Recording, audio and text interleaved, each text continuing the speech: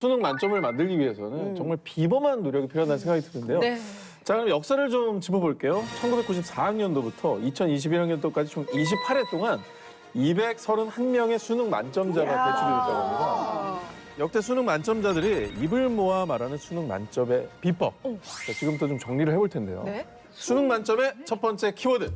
수능 만점자들은 땡땡을 많이 한다. 땡땡을 많이 한다. 이 땡땡에 들어갈 키워드는 뭐가 될까요? 요 밤샘? 밤샘. 그럼 컨디션 안 좋아지지 않나? 밤새는 거는 집중력이 떨어져서 안 좋을 것 같고 우리 민 선생님은 집중. 집중을 많이 하는 시간 동안에 집중해서 저는 진짜 화장실도 안 갔거든요, 사실. 그러니까 이 흐름 끊기는 걸 싫어해서 지금도 사실 일할 때도 똑같아요. 야. 저는 운동 같습니다. 운동. 저는 운동. 근데 이제 운동만 한 애들이 만점 받기는 어려워요. 너무 피곤해서 자야 돼서. 그러면 정답은 답은 뭡니까? 독서. 그러면 정답은 답은 뭡니까? 독서. 너무 빤하죠. 너무 생각났어. 재미없죠. 진짜 생각났어. 근데 여러분 뭐 보셔야 되냐면 2021 수능 문제일에서 평가원에서 다운받을 수 있어요. 그 문제를 보시면 뜻을 알아요. 못 읽어요. 시간 내에 지문을 읽고 절대 문제를 풀 수 없어요. 독서가 되어 있자면 수능은 절대 볼 수 없어요. 그치, 문제를 풀려면 이거 읽어야 진짜 되는데. 중요해요. 진짜 중요해요. 아니 그러면 아이들에게도 책을 네. 많이 좀 읽혀주셨습니까? 저는 어마어마하게 읽어줬는데 그렇다고 저는 막 목이 터지게 읽어주진 않았어요. 그럴 필요도 없고. 근데 책은 정말 많이 샀어요. 중고책. 아니 근데 사실 엄마가 아무리 아니 근데 사실 그렇게 따지면 저희 엄마도 책을 엄청 많이 맞아요, 사주고 했는데 아이들이 안 따라가잖아. 그러니까. 많아요. 본인이 책을 안 읽으면 너무 무식하다는 걸 알아야 돼요. 어린 나이에? 그러니까 또래가 자기보다 더 새로운 말을 하는 거야. 그러니까 내가 어휘력이 떨어진다는 걸 절감해야 이렇게 된다. 살짝 엄마한테 얘기해. 엄마, 제가 이 얘기하는데 무슨 말이야? 애가. 애기가 못 알아들어. 보통 비문학을 안 읽으면 무식하고요. 문학을 안 읽으면 소통이 안 돼요. 맥락을 이해하지 못하니까. 네. 아니 우리 수학문도 어렸을 때부터 책을 좀 많이 읽었어요. 고등학교 때 올라가서는 그때부터 이제 뭐 대학교를 진학하는 데 있어서 독서 기록이 좀 도움이 되는 것도 있고 약간 좀 체계적으로 책을 읽으려고 했었거든요. 그래서 그때부터는 크게 좀 방향성을 두 가지로 잡았어요. 일단 첫 번째로는 제 전공과 관련된 분야. 그러니까 저는 이제 고등학교 1학년 때부터 경제 경영 쪽으로 나아가려고 계속 생각을 했었기 때문에 그쪽과 관련된 책을 이제 1학년 때부터 계속 읽었었고 두 번째로는 제가 학교 수업 시간에 배웠던 교과목에 대한 좀 심화 내용 그런 책들을 또 읽었었어요. 그래서 뭐 예를 들어서 2학년 때 롤스라는 학자에 대해서 배웠었거든요. 롤스라는 학자에 대해서 배우면은 이제 그 롤스와 맥킨타이어의 정의로운 삶의 조건이라는 책이 있어요. 뭐 이런 책을 또 찾아서 읽는다든지 이런 식으로 좀 심화된 내용들. 아니 그러니까 양이 중요한 건가요? 중요하지 않아요. 학교생활 기록부를 중학교부터 기록을 할 때 독서 활동 상황이라는 게 있어요. 네. 그래서 이 친구가 어떤 책을 읽었는지를 거기 기록을 하는 거예요. 그럼 뭘 알 수 있냐면 입학사정관은 책 수준이 어느 정도네, 관심이 어느 정도네, 그리고 이거랑 관련된 다른 활동이 뭐가 있나, 이 과목에 어떤 연관이 있나, 아까 진로 얘기했잖아요. 그러니까 독서 기록을 보고 경영학 학도가 되고 싶다는 뜻이구나 알아듣는 거예요. 그래서 독서는 제일 중요한 게 관심사가 제일 중요하고요. 그다음에 옆으로 가는 걸 확장이라 그래요. 확장 독서, 밑으로 가는 걸 심화 독서라 그래요. 그리고 연결되는 걸 연계 독서라 그래요. 합친 걸 융합 독서라 그래요. 거기까지 가는 게 찐. 여기서 수능 만점자의 두 번째 비법 들어가 보도록 하겠습니다. 네. 수능 만점자들은 땡땡에 가지 않는다. 땡땡에 가지 않는다. 겜방, 겜방. 겜방 안 가지 않을까요? 어디를 안 가죠? 클럽은 학생들이 못 들어가니까. 콜라텍. 요즘 콜라텍 없나요? 없어졌어요, 콜라. 약간 저는 약간 유흥 뭐 이런 거에 너무 빠지지 않나 이런 좀 테마일 것 같은데. 자, 두 번째 비법은 수능 만점자 수환군이 직접 알려주세요. 수능 만점자들은 학원에 가지 않는다. 라는 말을 하고 싶어요. 거짓말하지 마십시오. 방송에 나오셔서 지금 거짓말하시면 안 됩니다. 사실 이거는 좀 완전 제 개인적인 경험에서 학원을 가지 않는다라고 말씀을 드린 거고 사실 학생에 따라서 학원이 더 필요한 학생들도 있을 거거든요. 네. 그래서 이걸 일반화해가지고 얘기하는 거는 조금. 네, 얘기하는 건 아니고 아니 잠깐만요. 여기서 그럼 물어볼게요. 지금 이분 저 빼고 이 세 분들도 지금 뭐 어마어마한 공부하시니까 학원 다녔어요, 안 다녔어요? 근데 저는 경시대회 준비하는 건 학원을 다녔는데 내신이나 수능은 안 다니긴 했어요. 우리 소영 씨는 학원 다녔고 상진 오빠는 저는 이제 학원이 없었죠, 동네에. 아니 그건 이거는 약간 울산시에서 좀 기분 나쁠 수도 있을 것 같아요. 서단 다녔습니다. 서단.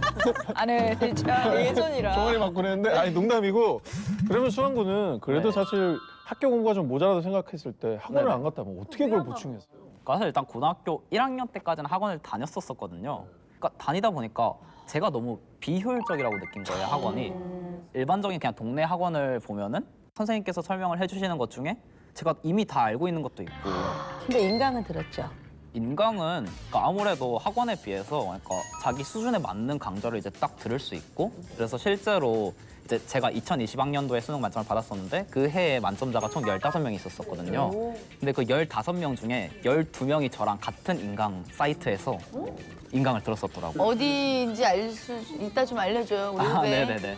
아니 그럼 우리 코치님은 자녀분들은 학원을 그럼 안 보내셨나요? 안 보내진 않았어요. 근데 저는 이제 또 잘못 알려진 게 학원을 많이 보내는 것좀 알려졌는데 사실은 그러진 않고요. 전 유치원도 안 보냈고 우리 아이들은. 네, 학원은 유아 때 동네에 없는 학원이 있는 게 두뇌 개발 프로그램이 좀 많아요. 두뇌 개발. 네, 어릴 때 아이들 교구라든가 이런 것들로 네, 사고력 수학이라고도 하고 그다음에 이제 유학 갔다 와서는 이제 토플 학원을 이제 영어 실력이라기보다는 그 스킬을 배우기 위해서 한 몇 달 정도 이런 식으로 그래서 필요할 때는 전략적으로 쓰자. 전 이건 맞다고 봐요. 그러면은 그게 보통 대부분 학생들한테 가능한가요? 학원을 조금 가야 할 학생 그런 특별한 유형 같은 게 그러니까 엄마랑 사이 안 좋은 애들. 집이 싫다.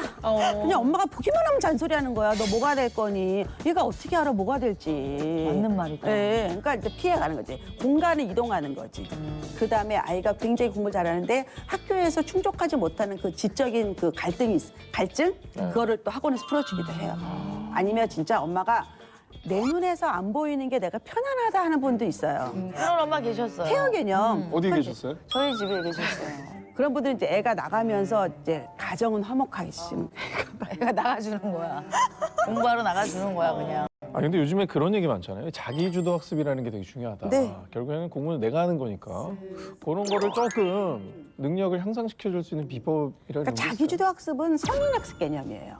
어른이 돼서 내가 너무 뭘 공부하고 싶어. 네. 그래서 내가 공부를 계획하고 공부를 실행하고 공부를 평가하는 게 자기주도 학습이에요. 근데 이거는 대한민국의 어떤 학생이 눈 뜨자마자 나는 국가의 인재가 되겠어 공부하겠어라는 일도 없죠. 그렇죠. 일도 없죠. 근데 뭐는 있냐면 내가 우리 집에서 엄마랑 30분 공부하기로 했는데 이걸 안 하니까 약간 찝찝해.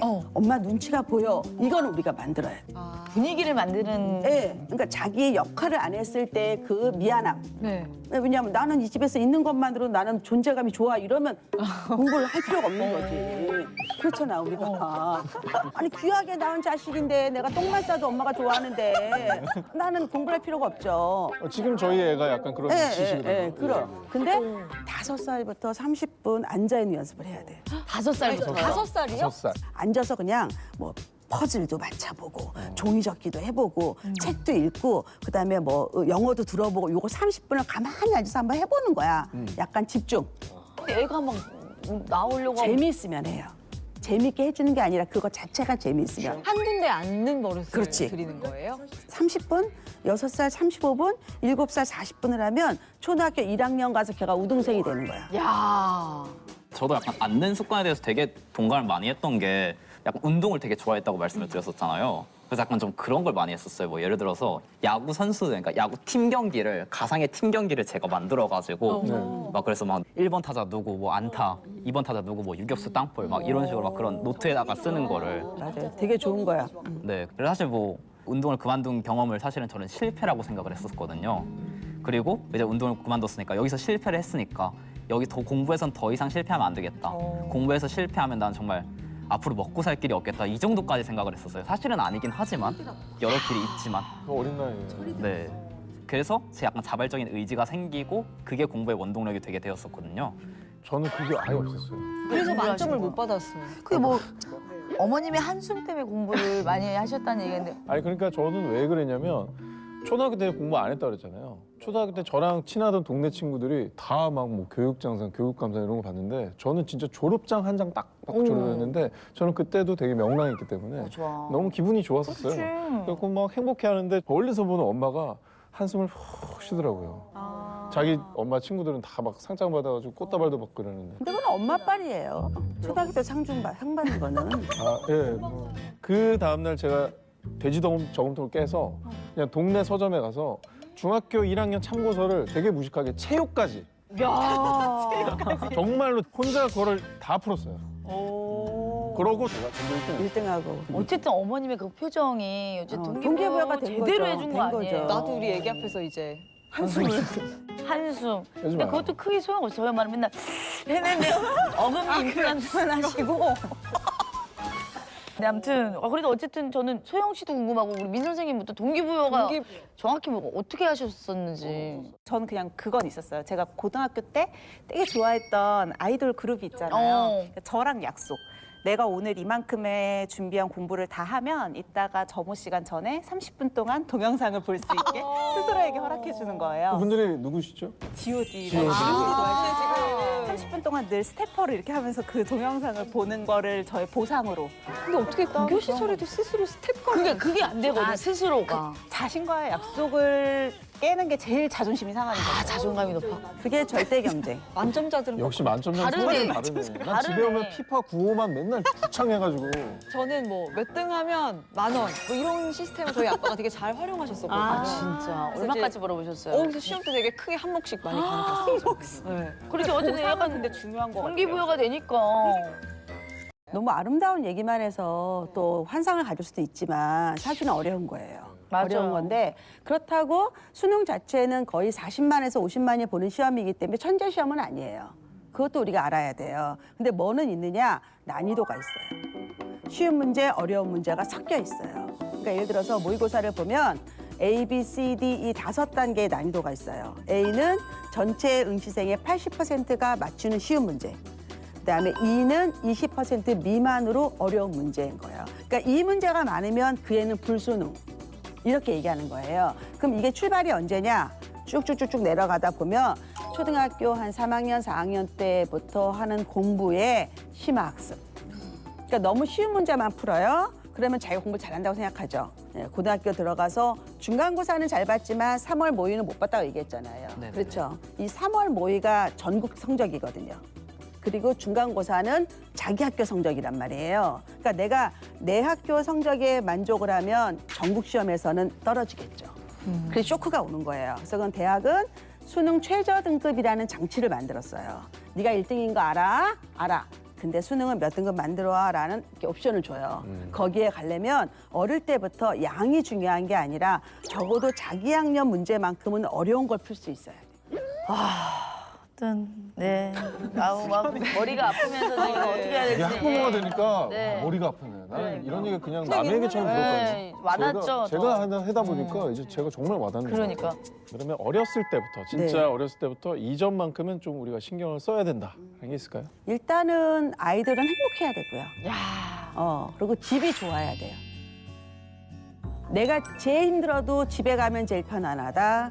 내가 정말 어려울 때 엄마나 아빠한테 손 내밀면 엄마 아빠가 날 도와준다. 이런 기본적인 신뢰. 물질적인 뭐 좋은 집이 아니라. 그거는 뭐 애들은 잘 모르니까. 그렇죠. 애들은 모르니까. 네. 난 우리 집이 제일 좋아. 어. 제일 좋아. 이렇지 않으면 이제 엄마가 괴롭히면 애들은 다 PC방도 도망가요. 아. 찾으러 다녀야 돼 막. 제가 하는 말은 화목한 가정에서 인재 난다. 이거는 저희 가훈이에요. 중요한 말씀. 맞는 말씀입니다. 그리고 또 아까 저는 민 선생님 얘기하고 내가 자신과의 약속이 제일 중요하다. 이게 저한테 크게 와닿았어. 맞아요. 나 굉장히 많이 어겼거든. 지금 체중 관리도 자신과의 약속. 잘 지키고 있잖아요, 요즘에. 그러니까요.